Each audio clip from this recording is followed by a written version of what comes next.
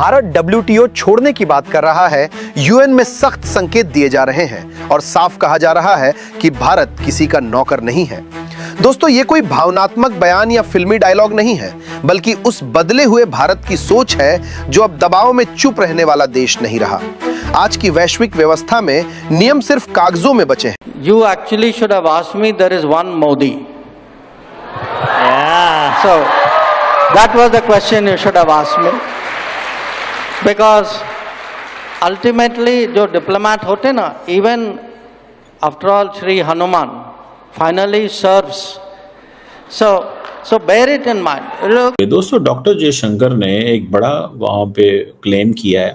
उन्होंने कहा जी कि हम तो दुनिया को लीड करने के लिए रेडी हैं, गिव अस द चांस। ये यूएन में उन्होंने खिताब किया और ये कि भाई रिफॉर्म ही नहीं आप करते, आपकी इरोजन हो गई। मतलब बेसिकली तो वो अमेरिका को ये कह रहे हैं कि तुम लोग फारग हो। है कि रूस और चाइना की कोशिश है कि इंडिया को साथ लिया जाए और एक 3 मेंबर स्टेट्स का एक ग्रुप बनाया जाए। उसकी जिक्र हमने पहले भी किया था जी, रिक। जी हाँ। और उसको किसी तरीके से अमेरिकन कैंप में जाने से रोका जाए, जबकि असली फैसले ताकत और दबाव के दम पर लिए जा रहे हैं। यूनाइटेड नेशन हो या वर्ल्ड ट्रेड ऑर्गेनाइजेशन, ये संस्थाएं बड़े देशों के सामने अक्सर खामोश और उभरते देशों के लिए सिर्फ सलाह देने तक सीमित दिखती हैं। जैसे ही कोई देश आगे बढ़ने लगता है और अपने पैरों पर खड़ा होता है, उस पर टैरिफ, पाबंदियां और दबाव की राजनीति शुरू हो जाती है। इस चीज को ज़हन में रखिएगा। व्हेन द इंडियन गवर्नमेंट और the representative of the Indian government says this to the world कि भाई साहब आप जो है ना वो कुछ अपने बारे में सोचें, आप क्या कर रहे हैं। जय हिंद दोस्तों, भारत के विदेश मंत्री जयशंकर साहब जब बोलते हैं तो पूरी दुनिया सुनती है। और वर्ल्ड ट्रेड ऑर्गेनाइजेशन, इसको लेके भारत पहली बार बोला है। वर्ल्ड ट्रेड ऑर्गेनाइजेशन में जिस तरीके से अमेरिका और वेस्ट की दादागिरी चल रही है, जैसे यूएन में चलती है। खैर यूएन में तो चलो चाइना और रूस भी थोड़ा अपना असर व रसूख रखते हैं, बट वर्ल्ड ट्रेड ऑर्गेनाइजेशन में तो एक तरफा फैसले जो है वो अमेरिका और वेस्टर्न देशों के हक में होते हैं। ठीक है, चाहे वो मतलब जितने भी राइट्स होते हैं ट्रेड करने के, उन सब में उगाएगा भारत, फालतू में टैक्स लेगा अमेरिका और वेस्टर्न देश। जैसे बासमती भारत का ब्रांड है, हालांकि पाकिस्तान और भारत में लेके इसको रहता है, पर भारत का ब्रांड। पर इस पे भारत को थोड़ा सा थ्रेट करने के लिए ज्यादा नहीं, बस अमेरिका और वेस्टर्न देश वर्ल्ड ट्रेड ऑर्गेनाइजेशन में कहेंगे नहीं बासमती तो पाकिस्तान का होना चाहिए, क्योंकि पाकिस्तान का बासमती जो है वो हमेशा से अच्छा रहा है और हम उसे खरीदते रहे। और भारत का क्योंकि ज्यादा खरीदते हैं तो इसलिए अगर नॉन बासमती का टैग लग जाएगा तो ये इनको सस्ता मिलेगा। तो खैर और सारी चीजें, ना सिर्फ चावल का ही नहीं और भी चीजों में। सो भारत ने सीधा सीधा कह दिया अगर ऐसे ही चलता रहा तो हम वर्ल्ड ट्रेड ऑर्गेनाइजेशन को भी छोड़ देंगे, हमारे लिए कोई बड़ी बात नहीं। ट्रेड करने के लिए हम इस फालतू का डमी जो अमेरिका और वेस्ट का गुलाम है उसकी हमें कोई जरूरत नहीं। आप अपने बारे में सोचें, आप क्या कर रहे हैं, तो वो आपको बताएंगे। वो कहेंगे जी अच्छा क्या करें हम, समझ रहे हैं आप बात। वो पूछेंगे ना, हाँ जी हाँ, मतलब हम ठीक है, we are in this game, बताएं हम क्या करें अब। तो वो कहेंगे जी आप तो फारग हैं, आपका तो इस वक्त निजाम ही कुछ नहीं है। तो आप you are nowhere in the game. वो कह रहे हैं आप जो निजाम चला रहे हैं ना ताकत के जोर पे चला रहे हैं। तो बेसिकली तो India is talking against United states. India is talking against the United states. India तो अमेरिका के खिलाफ बात कर खड़ा हुआ है। इंडिया अमेरिका के साथ नहीं खड़ा हुआ। इंडिया इज नॉट आस्किंग कि जी हमें सिस्टम का हिस्सा बनना है। वो कह रहे हैं कि हमने यहाँ पे, हम गेम के एक प्लेयर हैं, we are player in this game, हमें हमारा हिस्सा दो। अमेरिकन कह रहे हैं बैठ जाओ वहां पे साइड में, उधर बैठ। वो कहते हैं नहीं हमने नहीं बैठ। वो कहते हैं नहीं बैठना, जाओ जो करना कर लो। This is what they are saying. सुने जाओ।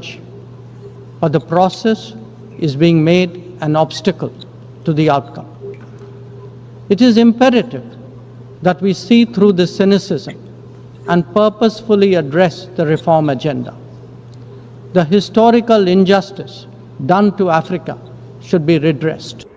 अफ्रीका को, अच्छा बात अफ्रीका की कर रहे हैं, बात किसकी कर रहे हैं? अफ्रीका की। और मतलब वो अभी जिसे वो कहते हैं ना चीजें तो अभी की होनी चाहिए भाई, पता तो अभी चलना है ना। बात अफ्रीका की कर रहे हैं, असल में तो बात अपनी कर रहे हैं। खुद कह रहे हैं कि हमें स्पेस दें, give us the space, we want space. So basically India जो है, देखिए इसको थोड़ा सा समझना पड़ेगा आपको। It's not the way, you know, आप अपनी मर्जी नहीं कर सकते, आप अपनी मर्जी नहीं कर सकते। That is what India is challenging. अब अमेरिका की ज़ाहिर है कोशिश कि ये उस कैंप का हिस्सा ना हो और वो अमेरिकन कैंप और क्वाड का हिस्सा हो। तो इंडिया इस वक्त फंसा हुआ है, उसको समझ नहीं आ रही कि उसने जाना किस तरफ है या नहीं जाना। एक तरफ वो अमेरिका के साथ तल्लुकात रखना चाहता है, अच्छे तल्लुकात रखना चाहता है, specially on transfer of technology, and very important कि उसके ऊपर जो सैंक्शंस लग रही हैं ऑफ टैरिफ्स वो ना लगें ताकि उसके जो एक्सपोर्ट्स हैं वो कम ना हो, बिकॉज ज़ाहिर है everybody is interested in increasing exports. और वो जो 50% लगा दिया उसने, ये भी इंडिया ने अनाउंस किया कि जी चले 25% तो ठीक है, क्योंकि बाकी लोगों के ऊपर भी 19% लग गया है, तो 25% हम संभाल लेंगे। मगर ये जो आपने 50% लगा दिया है, स्पेशली जो रशिया से हम तेल ख़रीदते हैं, ये तो बहुत ज़्यादती की है आपने, इसको ना करें प्लीज़। और हम आपको इन रिटर्न फ्री एक्सेस दे देते हैं आपके agricultural products, advance high tech motorcycles जो कि अमेरिकन के डिमांड्स हैं, butter and apples and walnuts and इस किस्म की चीज़ें, अमेरिकन फार्म प्रोडक्ट्स। तो इसके ऊपर अभी डील ऑलमोस्ट हो चुकी है। अभी बातें हो रही हैं कि जी बड़ी टफ नेगोशिएशंस हुई हैं, मगर ऑलमोस्ट डील हो जाएगी। इंडिया का, अमेरिका का जो ज़्यादा प्रेशर है is on buying from Russian oil, मगर in the last 2-3 months India ने विदाउट अनाउंसिंग इट आहिस्ता आहिस्ता कम कर दिया अपनी इंपोर्ट फ्रॉम रशिया। इसीलिए प्यूटन भागा भागा आया है कि भाई रुक जाओ, क्या कर रहे हो, इतना भी ज़रूरत नहीं है, यो हमारे साथ चलो, don't go into that group. BRICS में भी हम हैं, आप हमारे साथ हैं वहाँ, और ये चाइना और इंडिया और रशिया ग्रुप में आप आएँ, इसको एक्टिवेट करते हैं हम, एंड हमसे बात करें। You are one of the largest economies of the world. So दोस्तों, जिस तरीके से जयशंकर साहब बोलते हैं वेस्ट को और अमेरिका को, आज भी उस लेवल का कोई भी दुनिया में विदेश मंत्री नहीं है या कोई लीडर नहीं है जो इस तरीके से अमेरिका और वेस्ट को मूव कर सके स्टिल, क्योंकि ये देश भी भारत को मूव करते हैं दोस्तों।